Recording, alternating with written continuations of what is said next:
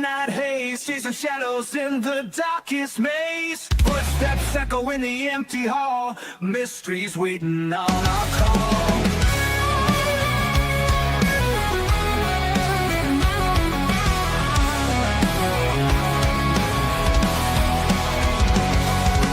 Bigfoot stomping through the pines, aliens sending secret signs, EVPs in the dead of night, ghosts dancing in the pale moonlight. Paranormal for what we bring it to you, truth behind the veil, gotta pursue you. Talking about the strange. All right. All right. Welcome, back. everybody. How's everybody doing? It's a great Thursday evening. Yes. A little cloudy, a little warm here. It was muggy all day. Yeah. And I work in an office and women still have heaters on. They had the heater on upstairs and their AC has vents for our downstairs, and it was hotter than Hades. Ooh, no way. Nope. Come on, everybody. Get in here. Get in here. Come on in. Come on in.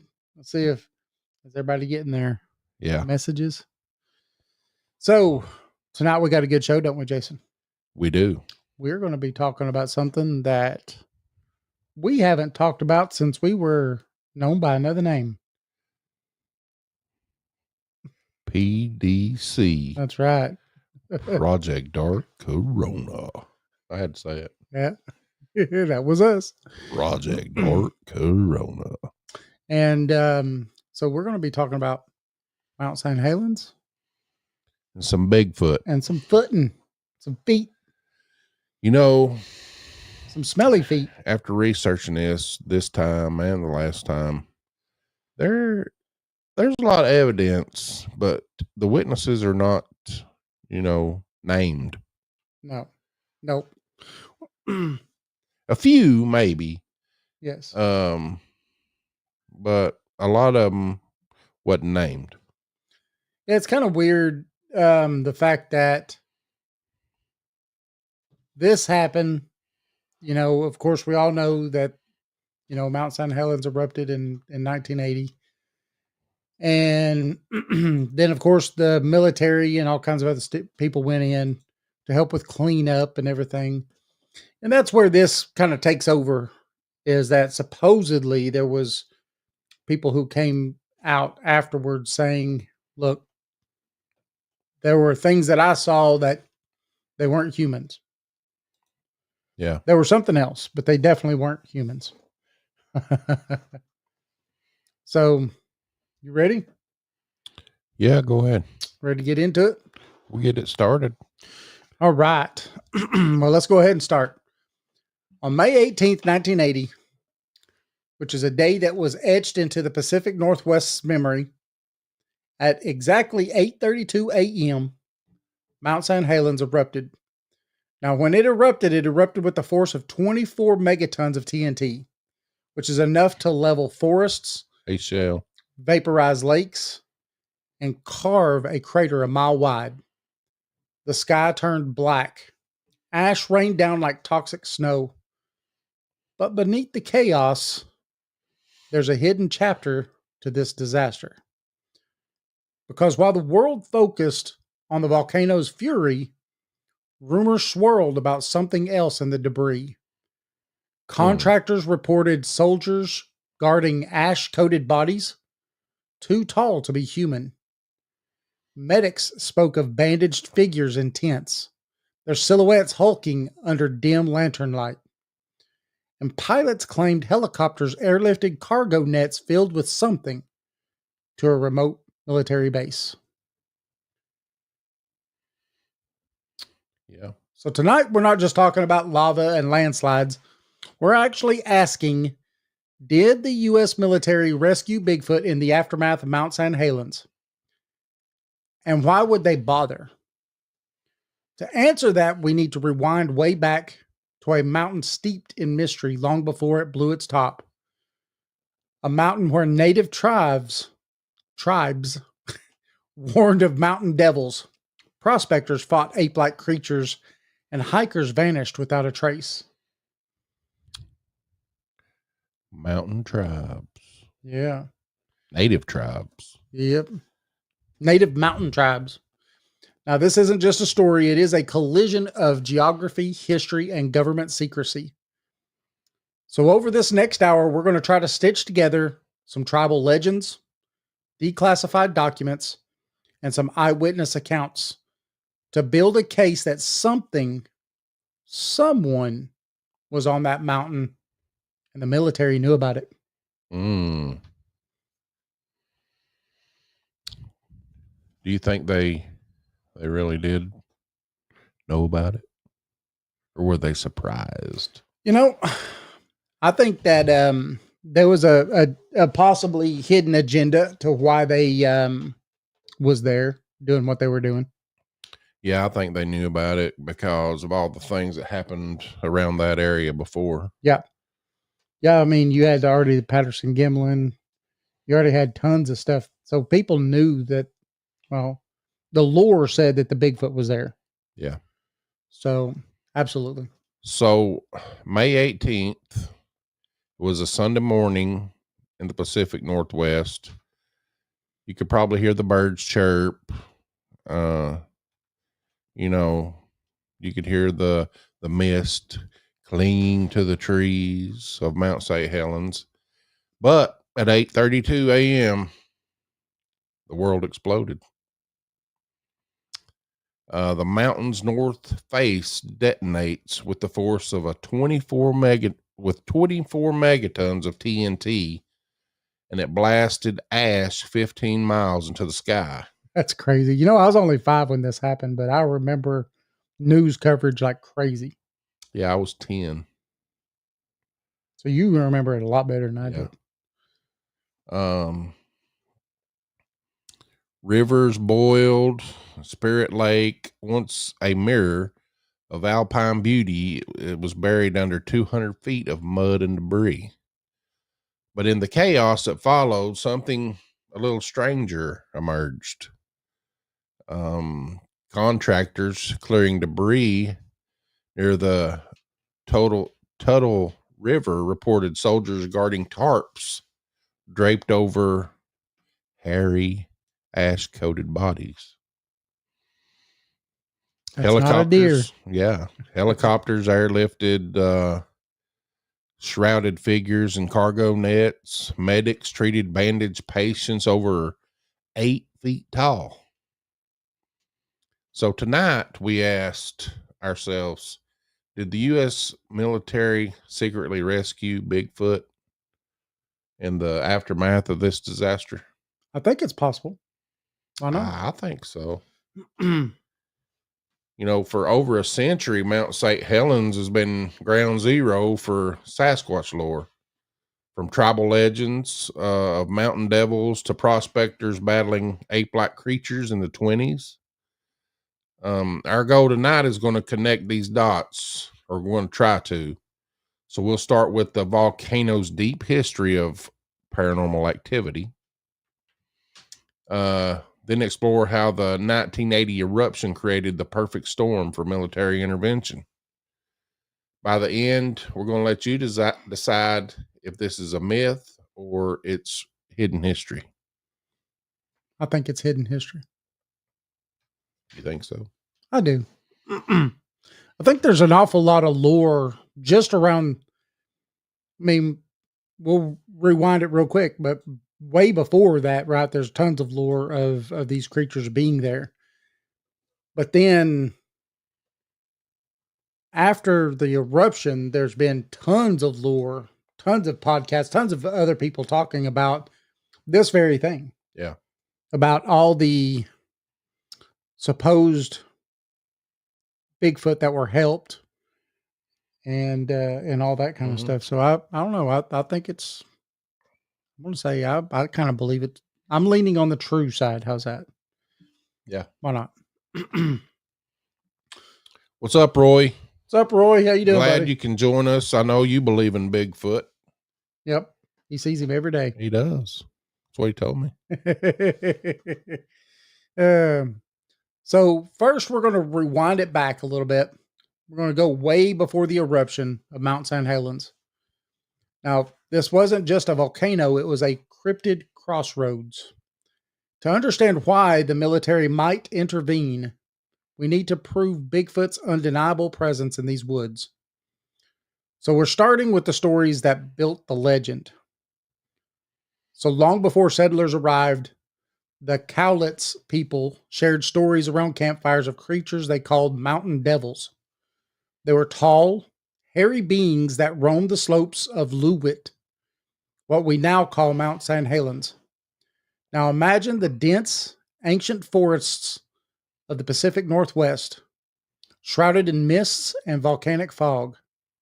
Now the Cowlitz people, this was no ordinary mountain. It was a place of spirits. It was a place and a threshold between the worlds. Now these devils were described as 9 to 10 feet tall, covered in coarse hair, with glowing eyes that pierced the darkness. Isn't that funny? You still get those same glowing descriptions eyes today. Yeah. Yeah. They moved silently, vanishing before dawn, leaving only oversized footprints in the mud. Now, the tribes didn't fear them. They respected them as guardians of the wilderness.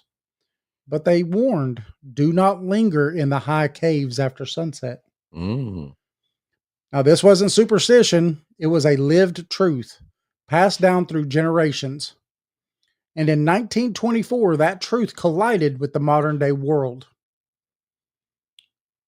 July 1924. There's 5 gold prospectors: Fred Beck, Marion Smith, and his son Roy, Gabe Leverfer, and John Peterson. Now, these are all camped in a remote gorge near Spirit Lake. The air smelled of pine and sulfur. They're miles from civilization. Their only shelter, a rough log cabin. Now, one afternoon, Fred Beck and a companion hiked to a spring. As they fill their canteens, they hear rustling. Now, Beck turns and freezes. A 7-foot tall creature covered in blackish brown hair stands 30 yards away. What would you do? I'd probably look at it for a minute. Now, it doesn't look like a bear. It strides upright like a man. Beck raises his rifle. 3 shots ring out. The creature staggers, then vanishes into the trees. That night, the men huddle in their cabin. Midnight strikes. Suddenly, thud, thud, thud. Rocks start slamming against the walls. The roof groans under the weight of something massive. Through gaps in the logs, they see shadows, multiple shadows, lurching around outside. A hairy arm bursts through a hole in the wall, grasping for an axe. Beck wrestles it free. For 6 hours, the miners fire rifles through the roof and door. Over 50 rounds were spent. A lot.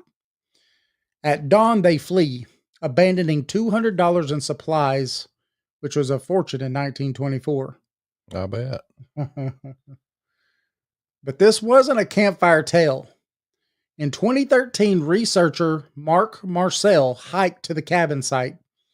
Using a metal detectors, he unearthed 30-30 Winchester rifle casings, the exact matches to the guns Beck described, which is physical proof of their battle. Yeah. Beck later wrote, these beings weren't animals. They were something other. His 1967 book, I Fought the Ape Men of Mount St. Helens, he claimed they were interdimensional, but for locals, the message was clear. Something lived in those woods. Yeah. Now, the Ape Canyon incident wasn't one-off. In 1950, a young skier named Jim Carter, or Joe Carter, records conflict, vanished near the same gorge.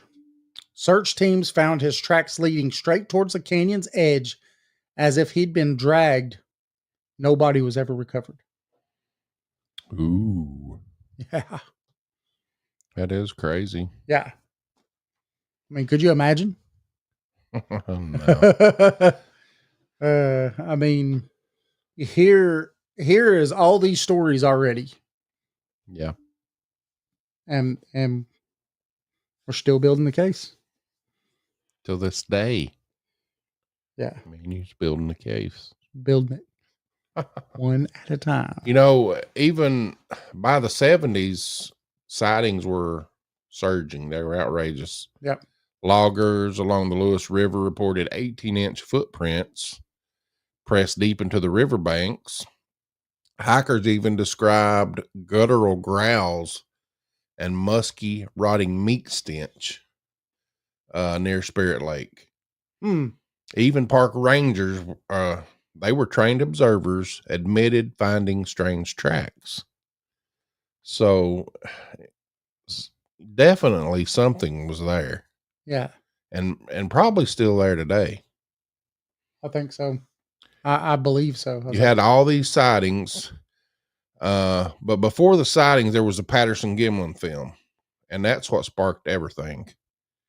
I know you've all seen the footage of a hairy female Sasquatch striding through a California creek. It wasn't from Mount St. Helens, but it electrified the whole Pacific Northwest. They were ready to find Bigfoot. Yep. Suddenly, Bigfoot wasn't just folklore. It was a cultural phenomenon. So for decades, the woods whispered. Then what happened on May 18th, 1980, the mountain let out a scream.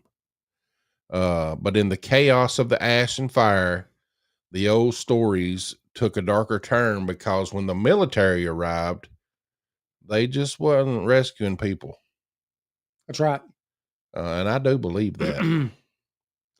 Well, that's the whole basis of what we're talking about now, right? We're starting to get into the meat of it. Yeah. So now we start laying down.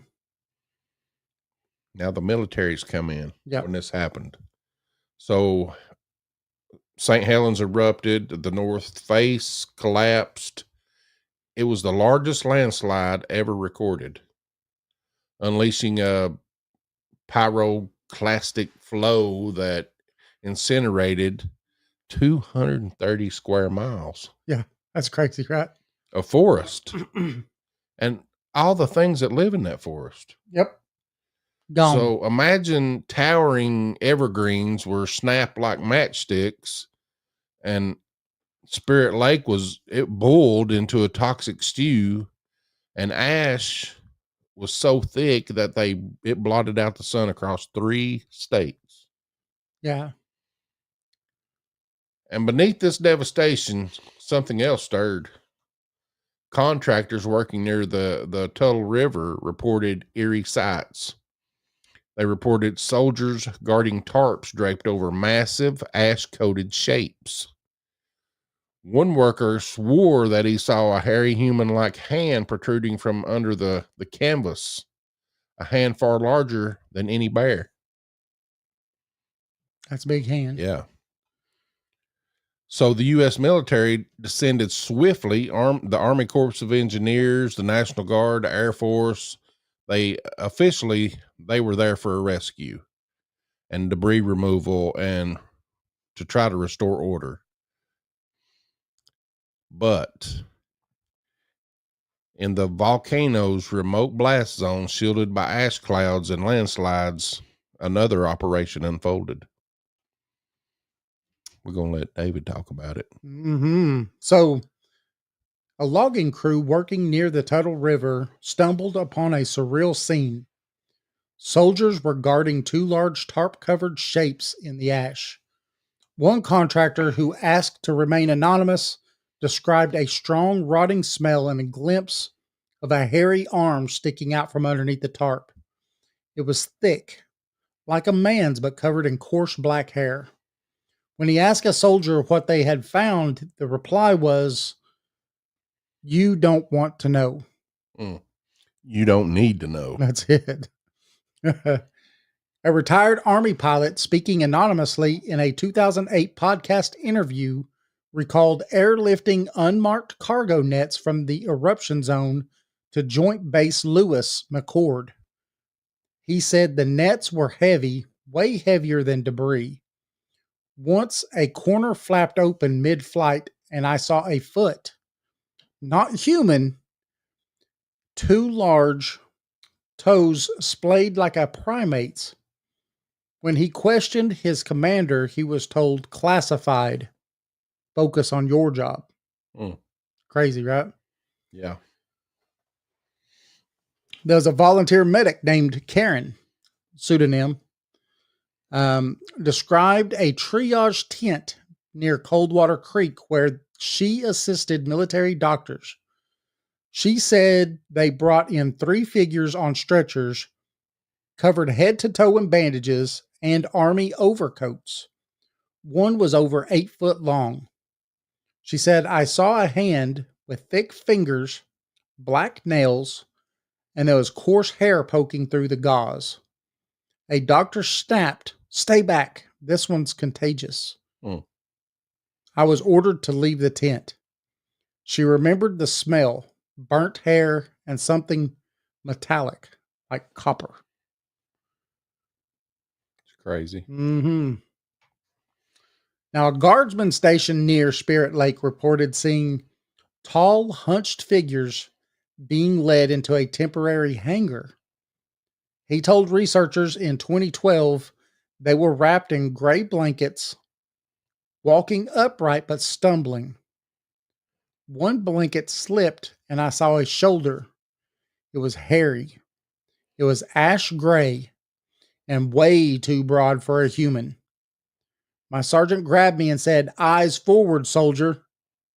This never happened. What would you do, Jason? I'd say, yes, sir. I'd be like, but. Sir. Yes, sir. A retired airman described escorting non-human entities during post-eruption ops. We were told to secure a hangar at Lewis McCord. 2 figures walked in over 8 foot tall, covered in heavy coats. Their gait was off, like their knees were bent backwards. We were debriefed and threatened with court-martial if we talked. That's weird. Could that have been Dogman? That might have been. That's weird. 8 feet tall, covered in heavy coat. Their gait was like their knees were bent backwards. That sounds like a Dogman to me. Sounds like a canine. Yeah. Huh. Yeah. So in 2004, a researcher filed a FOIA request for Mount St. Helens recovery logs. The response, no records responsive to your request. Yet the same logs detail helicopter deployment to unmarked landing zones in the blast zone.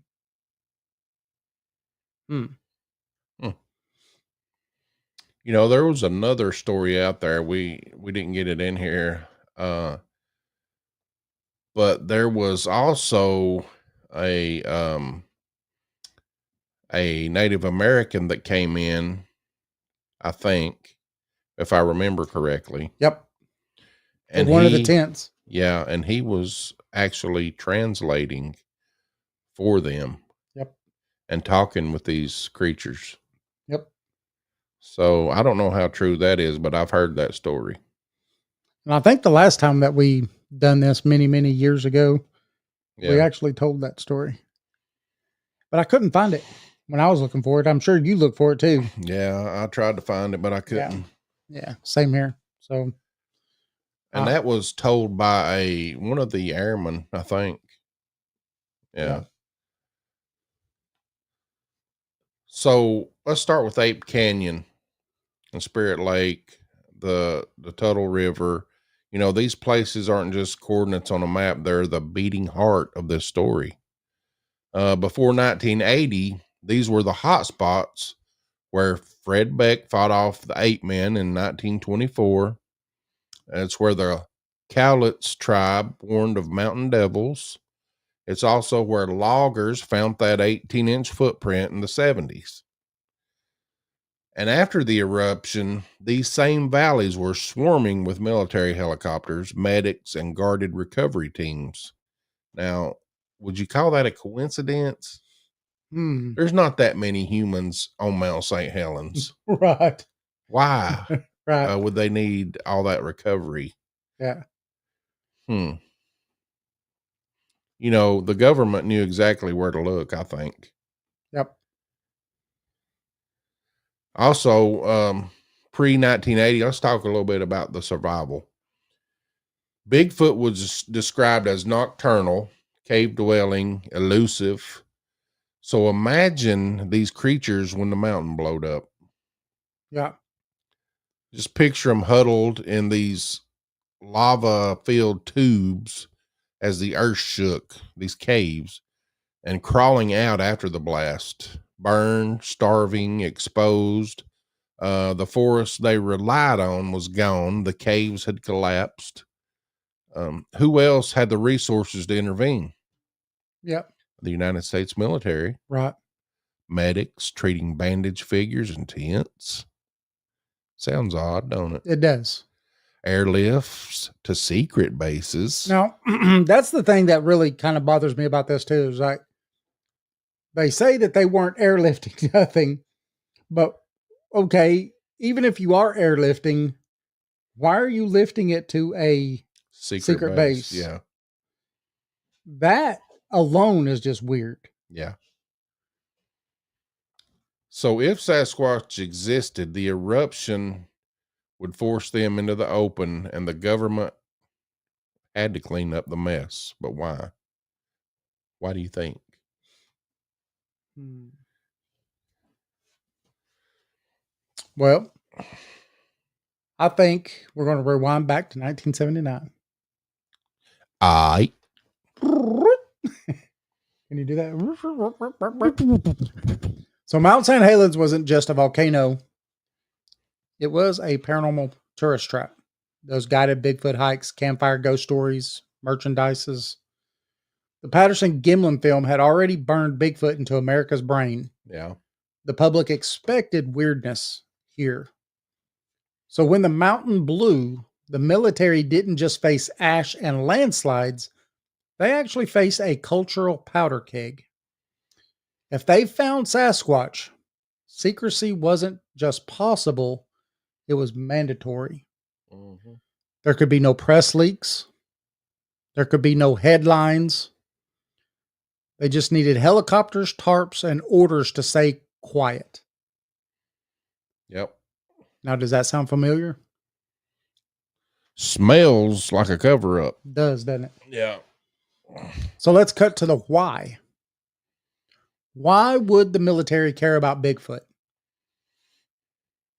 First, Mm-hmm. the Endangered Species Act passed in 1973. If Sasquatch were real, protecting them fits the era's green wave.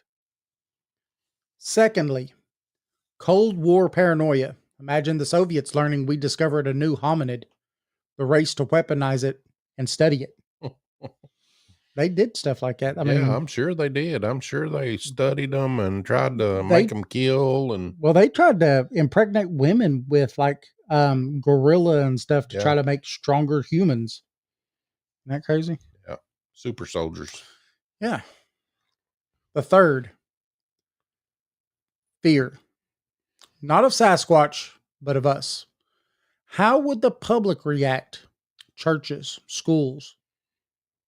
It could be chaos. Yeah. Now, the government's job isn't truth, it's stability. And in 1980, stability meant hiding the unimaginable. Do you still think it's a stretch? Let's talk about the people. The people. Fred Beck People involved. and his miners had nothing to gain by lying. They lost money, tools, and nearly their lives. Yeah. The Kolitz tribe's stories, centuries old. No YouTube clicks, no merchandise sales. Right? Post-eruption, contractors, loggers, engineers, men who knew bears, who knew the woods, their quote, "I've seen bears. This was not a bear." Even a retired U.S. Air Force airman admitted, "We were told never to discuss this in any way or what we saw. These aren't UFO kooks. These are eyewitnesses. These are people with nothing to gain and everything to lose. Yeah, I mean, why would you say that if they didn't gain anything by saying it? No. I And most mean, people do not. Hey, Bo Carey, how you doing? hey, Bo. So, I mean, people back then didn't have YouTube. They couldn't make money off of anything like this. No, not unless they wrote a book and it became a bestseller or Yeah, something. so I mean, there's no way. why even mention that I found an 18-foot track, then Yeah. it wasn't a bear? Yeah. It's crazy. Or I saw bears. Or I saw things that Yeah. they weren't bears, you know? I mean, it just doesn't make a lot of sense. It really doesn't. So the US government has formed here. UFOs, they got Project Blue Book, mind control experiments with MK Ultra, FOIA request about Mount St. Helens recovery ops denied because of national security. Yep. Whistleblower silence, paper trails gone. This isn't just speculation, it's standard practice. If the military rescued Bigfoot, they'd do it the same way they hid nuclear accidents or spy planes: efficiently, quietly, and brutally. That's fact. And but why does this theory hold? Because the geography matches, the behavior lines up, and the secrecy fits. The military wasn't just on Mount St. Helens to save humans. There wasn't that many humans on that mountain. Nope. They were there to clean up a disaster nobody could explain. And maybe, just maybe, help a species that people are still not ready to admit that exists today. Right. So ask yourself, if you were in charge, would you do the same thing? I would say most people would probably say yes. Don't you? Yeah. I mean, if they were in charge. So from the forest of Ape Canyon to the Ash Choke Valleys of 1980, this story isn't just about what happened, it's about what lingers. The Cowlitz tribe, Mountain Devils, it didn't vanish when the prospectors fled. Fred Beck's rifle casings didn't dissolve in the rain. The eruption didn't erase the mystery. It etched it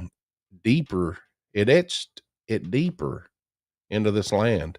And today, Joint Base Lewis McChord still stands. The Cascade remote valleys remain restricted. You can't get in there. Not funny. Yeah. FOIA requests still get denied. The legacy isn't buried. It's still breathing and it's just waiting. Not funny that they would have parts of mountains and stuff that were, you couldn't go into them. Yeah, you can't. It's You just can't like, go there. Nah, just you like paid for it though. yeah, It's your land, but you can't go there. just like the Grand Canyon. You Yeah. can't get into a lot of them, Nope. them places. You can't even fly helicopters in some places there. Mm. Yeah. So in 2013, a researcher named Mark Marcel hiked into Ape Canyon with a metal detector. What did he find? Rusted rifle casings from the 20s. A cabin's iron hinges. Now, this is tangible proof of Fred Beck's nightmare. Yeah. Hikers near Tuttle River reported low rumbling growls. Sounds that defy biologists. Sounds that match exactly what the Cowlitz tribe described centuries ago. Now, the mountain isn't done speaking. It's testing us and daring us to listen. Listen. So here's the question that I leave you with. When you stand at the edge of a forest, when you feel the chill of a shadow you can't explain, will you shrug it off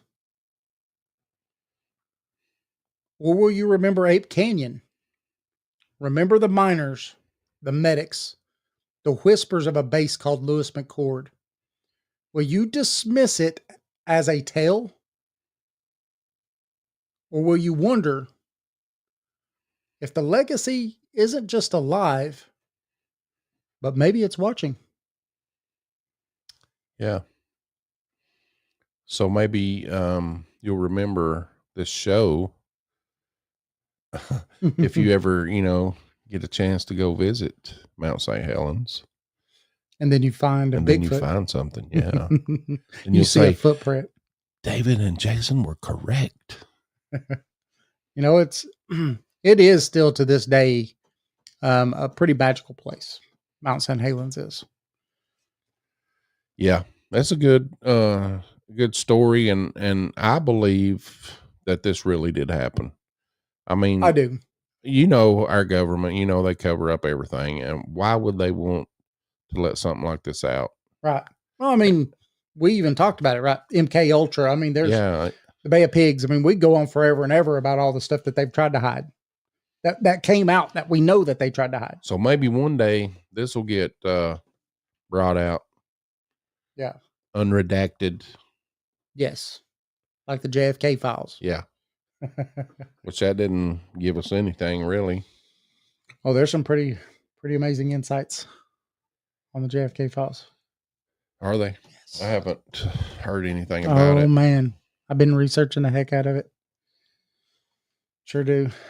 So we do want to thank everybody that's watching. This is kind of a short show. Yep. I think some people think that we started 8 o'clock or something. Maybe. But 7 on Thursdays, Eastern time. Yes. And 8 on Saturdays. Yeah, remember this Saturday we got Thrulis Draconis Hannes. Yes. Coming on. He's going to be live. He's going to be with us, and we're going to be taking live callers. So if you want your card read, if you want a tarot reading, you need to call in, and he's going to give it to you. A face of shock whispering to yourself, it's real. They were right. They were right. Oh my God. But then you're going to be like this. They're real. Yeah. Oh my God. This Saturday, 8 p.m. though, we're going to have, like Jason said, Thrulis Draconis Hannes on. Live call-in show. So Yes. we're going to put the number up on the screen, and if you want your card read, Thrulis is going to read it for you, and he's pretty good. Yep. He does a lot of readings and has done a lot of things. Our switchboard only holds 35 calls at a time, and I would love Fill it up for that thing to be full. Yeah. Love for that thing to be full. For us to have to just hurry him up. If you want your 2 fortune minutes of told, reading. Yeah, if you want your fortune told, just call in. That's gonna all be you got to do. It's going to be a 2-hour show. So we definitely are going to have a great time this Saturday. Yeah. So I pee on myself to pass out. Last thought, please don't eat me. Yeah. Oh my God. So you can join us at the Knox Public Library, Cedar Bluff location, Saturday, October 11th at 2 p.m. We're going to be there doing a little presentation on the paranormal. Yes. We'll bring some equipment, some evidence, and maybe we can pack the house. Yeah, last time we did it, what was it, like February 10th or something like that? Yeah.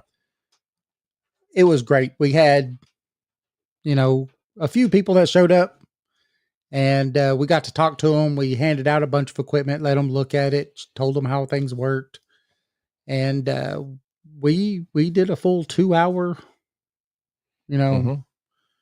show, I guess, a talk. Also, we're going to be at the Smoky Mountain Bigfoot Conference, July the 26th in Gatlinburg, Tennessee.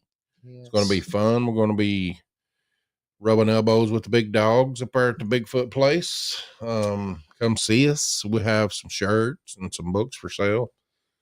Yeah, and if you buy a book, you get a free signature. Yeah, and we love to hear. We love stories, so you can tell us all your stories. Yeah, if you've not watched, the last festival that we was at, we did 3 2-hour shows, and we brought you live, while people were actually telling us those stories. So we actually had a really good time and like Jason said, love to hear your stories. And if you can't make it out, you could always send us your stories at info@paranormal411.org. Yeah, we'll be happy to read them on the air. Yep. We'll read them. We'll let you come on and tell us. Yeah. Also, we got the Upper Cumberland Bigfoot Festival in October. Don't know for sure the exact date, but we're going to be there, hopefully. And it's going to be fun. What you think? I think we have a busy year. We've got quite a few guests. As Jason starts putting them up on the Facebook page, you could definitely go on and look at the lineup of guests that are starting to come on. And these are mostly our Saturday shows. Our 2-hour shows is usually where we do our guests and stuff. So definitely come and check us out during that time. We have a lot of fun, don't we, Jason? It's a lot of fun when we have our guests, and a lot of information usually gets thrown out everywhere. No peeing on yourself either. Yeah, I'm about to. Go ahead and hurry. Jason's. All right, David, take us out. All right, everybody. Thanks. And we will see you later. Remember, we are on Facebook, YouTube, X, Rumble. Tune in live every Thursday from 7 to 8 p.m. Eastern Time. Saturdays from 8 to 10 p.m. Eastern. Also on Saturday from 10 p.m. to 11 p.m. if you're in the Metro Atlanta area. You catch us on WDJY FM. That's 99.1 FM. For listeners outside of Atlanta, you can visit us at WDJYFM.com or click the link on our website. We're also on Subspace Radio and all major podcast platforms. Remember, we have a book, East Tennessee Hauntings and Lore Edition 2. That is East Tennessee Hauntings and Lore Edition 2. It is available on Amazon or at paranormal411.org. Join us. I want to thank everybody. Jason wants to thank everybody. He had to run, but we will see you Saturday. Remember, Through the Straconis Hannes is going to be doing a live show with us this Saturday, 8 p.m. Eastern Standard Time. We'll see you then.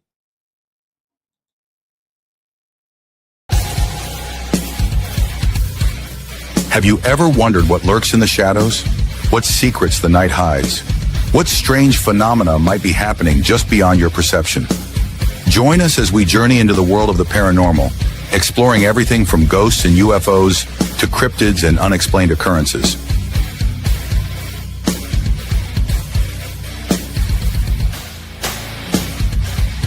From haunted houses to all things paranormal, join us in the search for the truth behind the veil. Welcome to Paranormal 411.